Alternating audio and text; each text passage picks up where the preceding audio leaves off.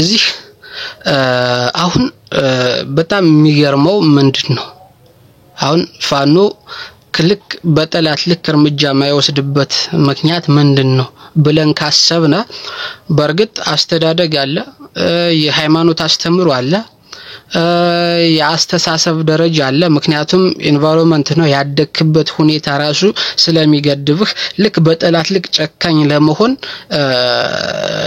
የሚገድቡህ ነገሮች አሉ ሰላም ውድ ተመልካቾች እንደናችሁ እንደምን ዋላችሁ አሁን ወሳኝ የሆነ መረጃ ይዤላችሁ መጥቻለሁ የመረጃ እንግዲህ ምንድነው በሰሞኑን በፋኖ አመራሮች ላይ ሊደረግ የነበረውን የከሸፈውን ሴራ ነው ስለዚህ ይህ ሴራ እንዴት ከሸፈ ይህ በአፋብሃ ሜጀር ጀነራል ውባንታ ባተኮር ጉና ክፍለ ጦር ላይ በግንቦት 21 የተፈጸመ ነው 2017 ዓ.ም እንግዲህ ያገዛዙ አፈና ሙከራ ነው በስቴ ምድር ላይ ስቴ ዴንሳ ብርጌድን ለማፈን የተደረገበት ያገዛዙ የከሸፈበት አጉል ለማላይ በሰማይ ወተቷን የማላይ የሚል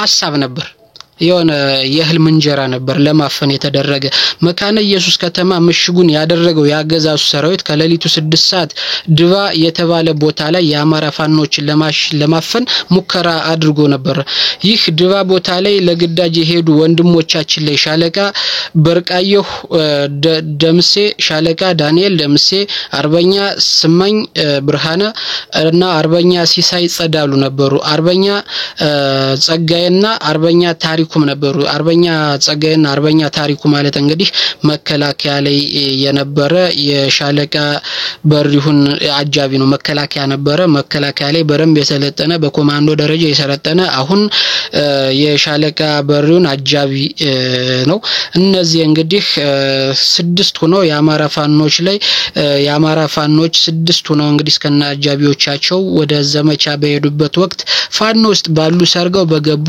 የጠላት ሰዎች እንግዲህ መረጃ ወጥቶ ለማስከበብና ለማስያዝ ተሞክሮ ነበር ነገር ግን በፋኖ የደህንነት ሰዎች ጠበብትና በመከላከያ ውስጥ ባሉ ባንዳንድ ለችግሩ የገባቸው ኢትዮጵያ እንዳትፈርስ የሚፈልጉ አማራን ሰቆቃ የተረዱ ሰዎች እንግዲህ በእነዚህ ምክንያት በወጣ መረጃ እንግዲህ ሊተርፉ ችለዋል ማለት ነው እነዚህ የፋኖ መሪዎች እስከናጃቢዎቻቸው ስለዚህ ይህ ከምንድነው የመነጨው ሲባል በጣም እንትን ነው መፍትሄው ቀላል ነው ይህ የመነጨው ምንድነው በጣም አማራ ፋኖ ውስጥ እንዴት ደህንነቶች በድፍረት ተሰገሰጉ እንዴት በራሳቸው ሆነው በትናንሽ ብር እንዴት ተገስተው ወንድሞቻቸውን ለማስገደል የአማራን ትግል ለማስጠለፍ እንዴት ደፈሩ ሲባል የፋኖ የእርምጃ ችግር ነው ፋኖ የእርምጃ አወሳሰድ ችግር ነው ፋኖ እርምጃ አወሳሰዱን ማስተካከል አለበት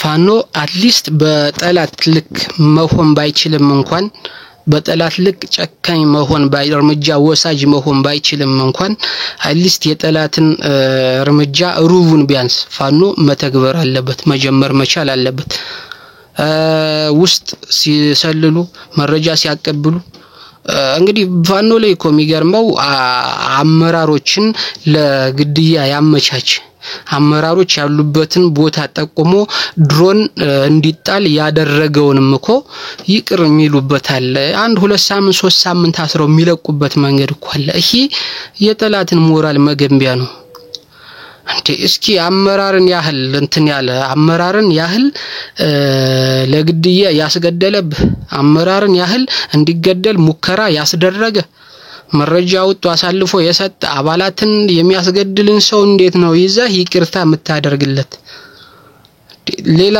ብዙ ጠላት እኮ ባይጎርፍ ወደ ፋኖ ውስጥ ብዙ ደህንነቶች በብር እየተገዙ ባይጎርፉ መከላከያ በግፍ ወደ አማራ ክልል እየገባ ባይደፍር ባይዘርፍ እኮ ይሄ የሚገርም ነገር አይደለም ምክንያቱም ሞራል ከሚገነባበት አንፃር ነው እስከፈለገ ይዘርፋል ይደፍራል ይሰርቃል ከዛ ፋኖ ሲይዘው ምግቡን ይመገባል ለቤተሰቦቹ ስልክ ደውሎ ደህንነቱን ያሳውቃል ይሄ እኮ ከቤቱ ሰፈሩ መከላከያን ባይቀላቀል ሰፈር ሆኖ እኮ የሚያጣውን ነገር ፋኖስ ገብቶ ያገኘናል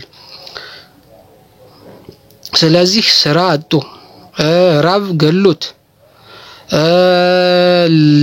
ለምንም ማጦ መከላከያ ውስጥ የገባ ሁሉ እኮ ሞራሉ እሺ ነው የሚማነጨው እንጂ መከላከያ የፈለገውን ያክል ደሞዝ ቢከፍል እንኳን ደፍሮ የማይገቡበት ሁኔታ እኮ መፍጠር ይቻል ነበር። ይህ ምንድነው ከቤታቸው ገና ማስቀረት አማራ ክልል ሳይገባ ሳይዘርፍ ሳያወድም ቤቱ ይያለ ከመከላከያ ወደ መከላከያ ስልጠና ከመግባቱ በፊት እኮ ብዙ ወጣቶችን ማስቀረት ይቻላል። ምን የእርምጃ ወሳሰድን በማስተካከል ልክ በተላትልክ በመገኘት ስለዚህ ይሄ ይሉንታ ባለበት ሁኔታ ግን ባይጎርፍ የአማራ ክልል ባይወድም ክፍፍል ባይፈጥር ውስጥ ገብቶ መሪን ከመሪ ባያጣሉ ባያጋጩ አንድነት እንዳይመጣ ባያደርጉ የሚገርም አይደለም። ይሄ የእርምጃ ችግር ነው።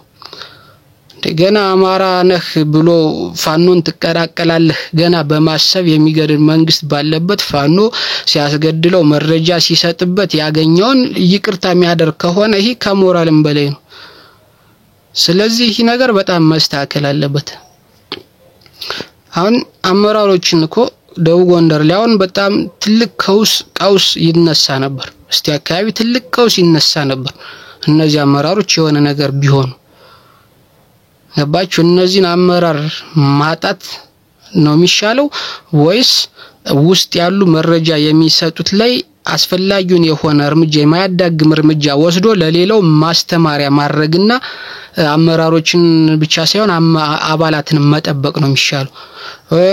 የአማራ ክልል ከውድመት የሚታደገው የትኛው ነው? አስፈላጊውን የሆነ እርምጃ መውሰድ ነው ወይስ ይቅርታ ያደረክ መልቀቅ ነው? ስለዚህ ነገር በጣም በሰፊው መወየት ያስፈልጋል። በሰፊው ውሳኔ መድረስ ያስፈልጋል። ይህ እንዲሆን ደግሞ በርግጥ የተደራጀ የአማራ ሚዲያ የለም። ሚዲያው ተደራጅቶ እንግዲህ ልክ ብልጽግና ባለው በሚዘርፈው በሚሰበስበው ግብር እየቀጠረ ገመናውን በሚደብቅባቸው አክቲቪስቶች እንዳሉ ሁሉ ፋኖም እንግዲህ ይህን ነገር የሚያስተጋባበት የሚያስተባብልበት የተደራጀ ሚዲያ ያስፈልጋል። ይህ ደግሞ አሁን ሰሞኑን የተጀመረ ነገር አለ። አሪፍ ነው። እነ አሳየ ደርቤ እነ ሐዲስ እነ ሩሃ ሌሎችም እንግዲህ ሰሞኑን ተሰባስበዋል። አሪፍ ነው፣ እየተነጋገሩ ነው። ነገር ግን መነጋገር ብቻ ሳይሆን ወደ ተግባር አንድ የሚዲያ እንትን ዝም ብሎ የመጣለትን ማውራት የለበትም። ባለፈው እነ ሙሉጌታን በርብር የተናገሩት የሚታወቅ ነው። ያ አይነት ነገር አያስፈልግም። ነገር ግን ወደ አንድ ስትደራጅ ግን ሁሉም ቫይራል የሚያወጣው ሁሉም ይነጋገረው ሁሉም የሚያስተጋባው የተወያየበትን የተወሰነ ነገር እስከሆነ ድረስ ይሄ ለአማራም በዲጂታሉም በሰራዊቱም በሁሉም መንገድ በኢኮኖሚው ትርፋማ ነው የሚሆነው። ስለዚህ ይሄ ነገር መቀጠል አለበት። ቀጥሉ። ወደ አንድ መጣችሁ ደግሞ እንግዲህ የበኩላችሁን አስተዋጽኦ እንድታደርጉ ስል በአክብሮት ጠይቃለሁ።